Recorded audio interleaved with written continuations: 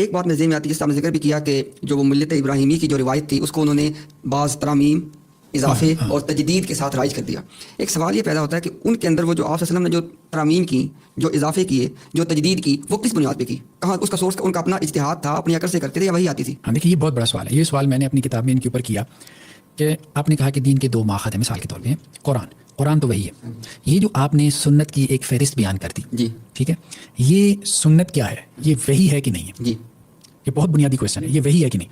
تو اگر یہ وحی ہے، یہ سنت، مثال کے طور پہ یہ 27-28 چیزیں لے رہے ہیں، ٹھیک ہے، جو انہوں نے یہاں پہ بیان کی ہیں نا، 27-28 چیزیں، ٹھیک ہے، مثال کے طور پہ نماز، زکوٰۃ، روزہ، اعتکاف، حج، عمرہ، قربانی، نکاح، طلاق، ٹھیک ہے، یہ وحی ہے کہ نہیں؟ اگر تو یہ وحی ہے تو یہ وحی کہاں پر؟ کیونکہ وہ تو قرآن کے بارے تو وہی نہیں مانتے۔ ہاں، یہ وحی ہے کہاں پر؟ جی، یعنی جب تک وہ یہ نہ مانے، جو ایک روایتی تصور ہے دین کے اندر کہ آپ صلی اللہ علیہ وسلم پہ قرآن کے علاوہ وہی اترتی تھی، اگر تو وہ یہ مان لیں ہمارے ساتھ کھڑے ہو جائیں گے، اور جب یہ نہیں مانتے پھر سوال کا جواب دیں۔ ہاں دیکھیں نا، اللہ کا نام لے کر دائیں ہاتھ سے کھانا پینا، یہ قرآن میں ہے؟ نہیں ہے۔ اچھا، چھینک آنے پہ الحمدللہ اور اس کے جواب میں یرحمک اللہ کہنا، یہ قرآن میں ہے؟ مونچھیں پست رکھنا، زیر ناف کے بال کاٹنا، بغل کے بال صاف کرنا، لڑکوں کا ختنہ کرنا، بڑی ہوئی ناخن کاٹنا، ناک، منہ اور دانتوں کی صفائی کرنا، استنجا کرنا، ٹھیک ہے، عید الاضحیٰ اور عید الفطر، اب یہ چیزیں کیا قرآن میں ہیں؟ اب قرآن میں نہیں ہے تو یہ سنت سے ملی ہے۔ اچھا چلو، سنت سے مل گئی، وہی ہے کہ نہیں؟ اصل سوال ڈاکٹر صاحب یہی ہے میرے خیال میں، جو بنیادی سوال ہے، تو اس کا کوئی جواب نہیں ہوتا، کیونکہ وہ تو شاید میزان میں لکھتے ہیں کہ کوئی وہی جلی خفی قرآن کے باہر ہے ہی نہیں ہے نا، یہ بالکل لکھا ہے۔ تو اگر یہ وہی نہیں ہے تو یہ دین کیسے بنا؟ دین کیسے بنا؟ سلامتی ہے ان آنکھوں پہ جو ہدایت پہ نظریں جمائے بیٹھی ہیں، ان کانوں پہ جو ذکر خیر کے منتظر رہتے ہیں، اور ان قدموں پہ جو ہدایت کی راہ پہ گامزن ہے۔ ہم نے آپ کی زبان سے یہ اصطلاح نہیں سنی جو حدیث کے لیے بالعموم ہمارے روایتی علم میں رائج ہے، اور کہا جاتا ہے کہ وحی غیر مطلوب ہے، یعنی وہ وحی جس کی تلاوت نہیں ہوتی۔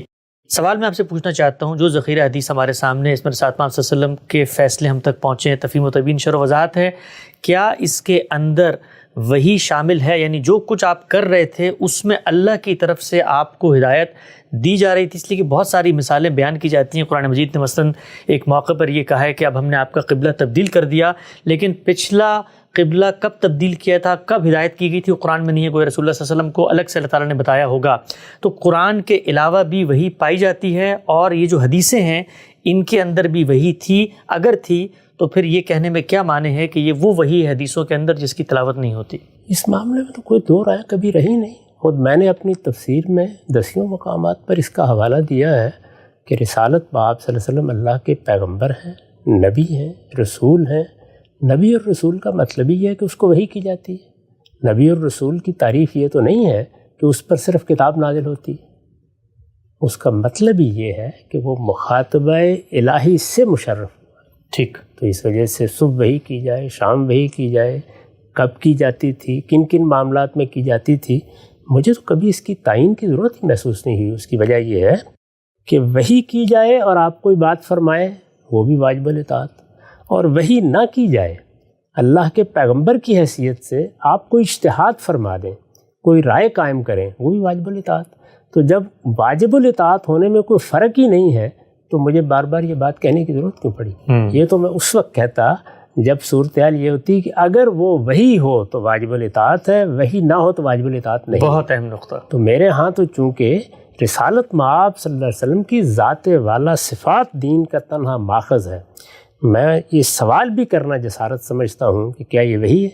نہیں، یہ فیصلہ آپ کو کرنا ہے۔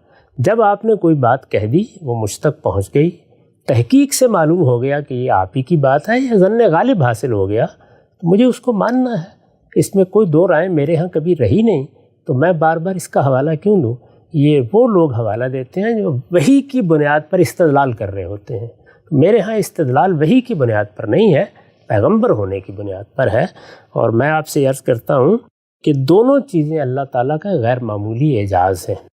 ایک یہ کہ یہ جو کچھ اللہ کی طرف سے آپ نے پیش کیا ہے، قرآن مجید ہے، سنت ہے، اس کے بارے میں ہم بتا چکے ہیں کہ اس کے کوئی آثار پہلی زندگی میں نظر نہیں آتے۔ 40 سال کا عرصہ ہے جس طریقے سے بڑے لوگ پیدا ہوتے ہیں، سیکھتے ہیں، صحیح و خطا کے مراحل سے ہوتے، کوئی شائبہ اس کا ملتا۔ ایک دوسری چیز بھی ہے، وہ یہ ہے کہ ایک عالم کیا ایسے ہی بن جاتا ہے؟ نہیں، یعنی اس وقت عالم کیسے بنتا ہے؟ عالم کی کیا خصوصیات ہوتی ہیں؟ وہ کسی سے پڑھے گا، لکھے گا، پرانے ذخیروں کو دیکھے گا، برسوں اس میں مراقبہ کرے گا، اس کے بعد وہ اس قابل ہوتا ہے کہ وہ دین کا عالم ہو کر کوئی بات کہے۔ رسالت مآب صلی اللہ علیہ وسلم کے لیے یہ دین کا علم بھی محبت ربانی ہے. یعنی جب وحی ہوتی ہے پھر تو وحی ہو جاتی ہے، جب وحی نہیں ہوتی تو یہ صاف معلوم ہوتا ہے، جیسے کہ قرآن مجید میں پیغمبروں کے بارے میں یہ آیا ہے کہ ان کو علم اور حکم عطا کر دیا جاتا ہے. یہ رسالت مآب صلی اللہ علیہ وسلم کو بھی ایسے ہی عطا ہوا ہے. اگر کسی شخص کو اسے دیکھنا ہو تو آپ کے اجتہادات دیکھے، آپ نے جن مضمرات کو کھولا ہے اس کو دیکھے، آپ نے جس طرح سے چیزوں کا اطلاق کر کے دکھایا ہے اس کو دیکھے. وہ علم کا وہ درجہ ہے جس کے لیے ہم آسمان کی طرف دیکھتے ہیں اور اس سے سیکھتے ہیں کہ اس طرح سے کسی کلام کو سمجھا جاتا ہے. وہ بجائے خود پیغمبر کی ذات بالا صفات کا اعجاز ہے. تو حضور کا علم بھی خدا کی محبت ہے، اس کے لیے مجھے وہی سے استدلال کرنے کی. سبحان اللہ ہم سے سبحان اللہ. بہت ہی گہرا نقطہ پیش فرمایا ہے، اور بالعموم اسی نقطے کو لے کر جو تنقیدات کی جاتی ہیں یہ ایک جواب بھی اس میں کافی ہے. اچھا ہم صاحب، اس میں یہ پہلو بھی تو ہے کہ اللہ کے پیغمبر کے ساتھ جس طرح آپ نے بتایا، وہ تو پیغمبری یا نبوت کی حقیقت ہی مخاطبہ الہی ہے اور اللہ تعالیٰ کا انتخاب ہے، اللہ تعالیٰ کا کلام ہے. وہ صبح کریں شام کریں، اللہ تعالیٰ ہر وقت کر رہا ہے، لیکن خود خدا نے یہ فیصلہ کیا ہے کہ کس کلام کو لوگوں تک پیغمبر کے ذریعے پہنچانا ہے اور اس کو کتاب کے ذریعے لکھوا دیا گیا ہے، اور کس کو نہیں پہنچانا. تو جب یہ اہتمام اللہ نے کر دیا ہے کہ وہی تو جو بھی علم ہے پہنچنا کون سا ہے، تو پھر اس کے بعد ہمیں اور آپ کو اس میں بحث کی ضرورت باقی نہیں رہتی. ایک چیز ہے اس کو ملحوظ رکھنا چاہیے، یعنی اللہ نے اپنی کتاب نازل کی، وہ خصوصی اہتمام سے نازل کی گئی ہے. اس کو اللہ نے خود اپنی کتاب قرار دیا ہے، وہ اللہ تعالیٰ کے الفاظ میں نازل ہوئی ہے. اس کو الگ سے مرتب کر کے منظم صورت میں پہنچا دیا گیا. رسالت مآب صلی اللہ علیہ وسلم نے اس کتاب کو سامنے رکھ کر اس کے امتثال امر میں سنت جاری کی. وہ سنت بھی اجماع اور تواتر سے منتقل ہو گئی. یہ ہمارا پورا دین ہے، یعنی دین پایہ تکمیل کو پہنچ گیا. اس کے بعد رسالت مآب صلی اللہ علیہ وسلم کا علم ہے، یعنی یہ دین ہے، وہ دین کا علم ہے، ایسے ہی جیسے علماء کا علم ہوتا ہے. تو رسالت مآب صلی اللہ علیہ وسلم کا وہ علم کئی پہلوؤں سے ہے. اگر غور کر کے دیکھیں تو خود قرآن میں اس کی مثالیں موجود ہیں. ایک مثال آپ نے دی، وہاں ایک دین کے معاملے میں ہدایت کی گئی کہ قبلہ مقرر کر دیا جائے. جی قرآن نے اس کا حوالہ دیا ہے کہ ہمارے کہنے پر یہ قبلہ مقرر کر دیا گیا تھا، اب ہم نے اسے تبدیل کر دیا. وہ پہلی وحی کب آئی ہم نہیں جانتے. جی لیکن کیا یہ معاملہ صرف دینی امور میں تھا؟ رسالت مآب صلی اللہ علیہ وسلم جو جدوجہد اس وقت کر رہے تھے، اس میں 10 معاملات ہیں جن میں آپ کو وحی کے ذریعے ہدایت دی جاتی ہے. جی ہمیں روایتوں میں ظاہر ہے کہ تاریخ کا ایک بڑا مستند ذخیرہ ہے، یہ بات ملتی ہے کہ جبریل امین کا اکثر آنا رہتا تھا. ہم یہ دیکھتے ہیں کہ جس موقع پر قرآن مجید نے یہ بتایا ہے کہ بنو قریظہ کی طرف ہم نے بھیج دیا، تو قرآن میں تو اتنا ہی بیان ہے. اس کی جو تفصیلات روایتوں میں آئی ہیں اس سے تو پتہ چلتا ہے کہ جبریل امین ہتھیار باندھے ہوئے آئے ہیں جی، اور سیدہ نے بھی ان کو دیکھا ہے. تو پیغمبر کے بارے میں یہ جاننا چاہیے کہ یہ کوئی میرا اور آپ کا معاملہ نہیں ہے، وہ سب کچھ براہ راست اللہ تعالیٰ کی نگرانی میں ہو رہا ہوتا ہے. اس میں کیا کیا باتیں کہنی ضروری تھیں وہ ہم تک پہنچنی ضروری نہیں تھیں، لیکن آپ کو کہنی ضروری تھیں، کہی گئی ہوں گی. قرآن مجید میں ایک بالکل گھر کا معاملہ زیر بحث آ گیا ہے، یعنی 2 بیویوں کے مابین ایک بات ہوئی ہے اور رسالت مآب صلی اللہ علیہ وسلم کو اللہ تعالیٰ کی طرف سے بتا دیا گیا. خود آپ نے فرمایا اور قرآن نے اس کو نقل کیا ہے کہ نبانی العلیم الخبیر. اب وہ معاملہ میرے لیے جاننا کیوں ضروری ہے اور میں اس کے در پہ کیوں ہوں؟ لیکن ہوا تو اس وجہ سے یہ کوئی بحث ہی نہیں ہے. صبح و شام وہی آئے، اللہ تعالیٰ آپ کو علم دیں، کوئی چیز بتائیں، اس وقت کی صورتحال کے بارے میں ہدایت دیں. پیغمبر نام ہی اس کا ہے، پیغمبری کی حقیقت ہی مخاطبہ الہی ہے، اس لیے اس بات کو تو کہنے کی ضرورت ہی نہیں ہے. البتہ ہر چیز کو اس کی جگہ پر رکھنا ہوگا. قرآن ہے اور قرآن مجید کے ساتھ جو سنت ہے وہ دین کا ایک واجب الاطاعت حکم ہے. اور یہ جو کچھ ہمیں حدیثوں کی صورت میں ملا ہے بڑی تفصیل سے ہم بتا چکے، یہ تفہیم و تبیین ہے. مل گیا ہے تو بڑی نعمت ہے، نہ ملتا تو دین میں سے کچھ ضائع نہ ہوتا، البتہ علم کی بڑی دولت سے ہم محروم ہو جاتے ہیں. ٹھیک، نقطہ بالکل واضح ہو گیا. اچھا خان صاحب، ایک فقہی نوعیت کا سوال پوچھے منطقی ذہن کی طرف سے. یہ کہتے ہیں کہ رسالت مآب صلی اللہ علیہ وسلم نے لکھنے سے منع فرمایا اور زبانی کہنے کی اجازت دی.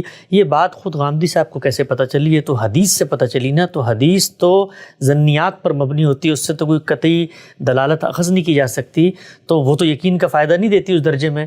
تو ایک خود ظنی ماخذ سے، تاریخی ماخذ کے بارے میں پیغمبر کا ایک اسوہ اتنی قطعیت سے بیان کیا جا رہا ہے؟ قطعیت سے تو کوئی چیز بیان نہیں کی جا رہی. ہر چیز کو جس طرح کے ہوا ویسے ہی بیان کیا جائے گا. یعنی اگر کوئی چیز ہمارے مشاہدے میں آ گئی ہے، اگر کوئی چیز علم و عقل کا لازمی نتیجہ ہے، اگر کوئی چیز اجماع اور تواتر سے منتقل ہو گئی ہے تو اس کو ہم قطعی اور یقینی حیثیت سے پیش کرتے ہیں. اگر کوئی چیز ظنیات کے درجے میں ہے تو اس میں یہی اصول ہے دنیا بھر کے حال علم میں کہ ظن غالب ہے. تو ظن غالب کے درجے میں جو چیزیں ہوتی ہیں ان میں ظاہر ہے کہ یہ تو نہیں کہا جاتا کہ یہ ہم نے دیکھ لیا یا ہم نے جان لیا یا یہ ہم پر الہام ہو گیا. ان میں استدلال پیش کیا جاتا ہے. گفتگو کس موضوع پر ہو رہی ہے؟ حدیث پر. حدیث خود کیا ہے؟ رسالت مآب صلی اللہ علیہ وسلم کے زمانے کی تاریخ جیسی کچھ بھی ہو وہ اخبار احاد سے منتقل ہوتی ہے تو ظنیاتی میں ہوتی ہے. اس کا صرف وہی حصہ قطعی ہوتا ہے جو اجماع اور تواتر سے منتقل ہوتا ہے. تو وہاں تو استدلال ہی روایتوں سے کیا جائے گا. روایتیں کیا کہتی ہیں کہ ہم کیا ہیں، روایتیں کیا کہتی ہیں کہ ہماری تاریخ کیا ہے، اور اس تاریخ میں خود روایتیں کیا بیان کر رہی ہیں. وہاں تو سب کچھ وہیں سے بیان کیا جائے گا. اس میں قطعیت کا سوال پیدا کہاں سے ہو گیا؟ یہ سب کچھ ظن غالبی ہوتا ہے. ٹھیک. اچھا ہم صاحب ایک اور پہلو جو یہاں پر مضمر ہے کہ ایک خیال آپ نے خود تاریخی ذخیرے سے تاریخی ماخذ کے بارے میں جو کردار زیر بحث ہے اس کا اپنا بیان وہاں بیان کر دیا. تو اگر یہ ظنیات پر مبنی ہے اور کسی شخص کے پاس اس سے کوئی متضاد اطلاع موجود ہے تو وہ اطلاع وہ پیش کرے گا. جب وہ پیش کرے گا تو آپ اپنی اس ظنی اطلاع کے اوپر غور و فکر پہ آمادہ ہو جائیں. ایسے ہی تمام تاریخی ذخیرے میں ایسا ہی ہوتا ہے. یعنی ہم بعض روایات کو پڑھتے ہیں، اس سے ہمارے پاس کوئی اطلاع آتی ہے، پھر ہم دیکھتے ہیں کہ کیا اجماع اور تواتر سے جو تاریخ منتقل ہوئی ہے یہ اس کے خلاف تو نہیں ہے، علم و عقل کے مسلمات کے خلاف تو نہیں ہے. یہ سب چیزیں دیکھتے ہیں، لیکن کیا جو چیز اس طرح سے قطعی ذرائع سے نہیں پہنچی اس کو دریا برد کر دیتے ہیں. اس وقت تو یہ سارا علم جو منتقل ہو رہا ہے وہ ایسے ہی منتقل ہو رہا ہے. یعنی میں یقینی طور پر تو یہ بھی نہیں بتا سکتا کہ ارسطو افلاطون کی کتابیں فی الواقع انہی کی کتابیں. یہ سب کچھ ظنیات ہی کے درجے میں ہوتا ہے. ہماری پوری زندگی انہی پر چلتی ہے. اسی بنیاد پر ہم علوم کو سیکھتے ہیں، علوم کو سکھاتے ہیں، پڑھتے ہیں، پڑھاتے ہیں اور آگے اپنی نسلوں کی تربیت کرتے ہیں. البتہ یہ فرق ہمیشہ ملحوظ رکھا جاتا ہے کہ جب ہمارے پاس کوئی قطعی ذریعے سے چیز آ جاتی ہے تو پھر ہم جو پہلے سے ہمارے پاس معلومات ہوتی ہیں ان پہ نظر ثانی کرتے ہیں اور اسی طرح علم آگے بڑھتا رہتا ہے. تو یہ اسی دائرے کی چیز ہے. جس دائرے کی چیز ہے اسی دائرے میں رکھ کر اس کو بیان کیا جائے گا. میں نے کبھی یہ کہا کہ یہ جو کچھ روایتوں میں ہے یہ بالکل قطعی ہو گیا ہے، اس سے اختلاف ممنوع ہو گیا ہے، یا آخری درجے میں حق بن گیا ہے. اس طرح کی بات مسلمانوں کے پورے علم میں کبھی بھی اہل علم نے نہیں کہی، ایک آدھ استثناء کے سوا. ٹھیک. آپ سے جو ایک آدھ استثناء کا آپ نے ذکر کیا، اگلا سوال بھی اسی سے متعلق تھا. ایک آیت بالعموم ہم یہ دیکھتے ہیں خطبہ حضرات دین کے معلمین واعظین پیش کرتے ہیں، وما ينطق عن الهوى ان هو الا وحی یوحى، کہ پیغمبر کی زبان سے جو کچھ نکلتا تھا وہ تو مبنی بر وحی ہوتا تھا. اس پر تو آپ نے بات بیان کر دی کہ پیغمبر کو الگ سے بھی وحی کی جاتی تھی، اس کی کوئی نفی نہیں ہے. لیکن یہ جو دعویٰ کیا جاتا ہے کہ جو کچھ آپ کہتے تھے وہ مبنی بر وحی ہوتا تھا اور قرآن کی سورہ نجم کی آیت پیش کی جاتی ہے، اس پر کیا کہتے ہیں؟ سورہ نجم کو نکال کے پڑھ لیجئے، اس کا سادہ ترجمہ بھی آپ پڑھیں گے تو یہ واضح ہو جائے گا کہ یہاں ہوا کا مرجع کیا ہے. قرآن مجید میں جب بغیر کسی اس طرح کے اشارے کے ضمیر آ جاتی ہے اس سے مراد قرآن ہی ہوتا ہے. اگر اس معاملے میں تردد ہو تو انا انزلناہ فی لیلۃ القدر میں دیکھ لیجئے. تو جو چیز اللہ تعالیٰ کی طرف سے نازل کی گئی، جو آپ نے پیش کی، جس کو آپ نے اللہ کے کلام کی حیثیت سے پیش کیا، وہ قرآن ہے. وہاں قرآن ہی زیر بحث ہے. اور یہ بتایا جا رہا ہے کہ یہ قرآن پیغمبر اپنی خواہش سے پیش نہیں کر دیتے، یہ تو اللہ تعالیٰ کی طرف سے وحی ہے جو آتی ہے. اور اللہ تعالیٰ جب کہتے ہیں کہ اس کو پیش کریں تو آپ پیش کرتے ہیں، جب کہتے ہیں پڑھ کر سنائیں تو اس کو پڑھ کر سناتے ہیں. اپنی طرف سے پیغمبر نہ اس کو پیش کرتے ہیں، نہ کبھی اس کے حریص تھے، اور نہ اس میں اپنی طرف سے کوئی تبدیلی کر سکتے ہیں. یہ ساری باتیں قرآن نے بیان کر دی ہیں. تو وہاں ہے ان ہوا الا وحی یوحی، یعنی وہاں ضمیر ہے، اس ضمیر کا مرجع قرآن ہے. ٹھیک. اچھا صاحب یہ جو بات آپ بیان کر رہے ہیں، اس طرح آپ نے فرمایا کہ امت کا جو جمہور علم ہے وہ بھی اس آیت کو اسی طرح سے سمجھتا ہے کیا؟ عام طور پر ہمارے ہاں اہل علم نے اس کی صراحت کی ہے. اس سے کوئی فرق نہیں پڑتا. قرآن مجید کے اسالیب بالکل طے ہیں. اس میں جس نے کوئی استدلال کرنا ہے وہ استدلال کرے. اس میں جمہور کا کیا سوال؟ علم و عقل کی دنیا میں استدلال اصل چیز ہوتی ہے.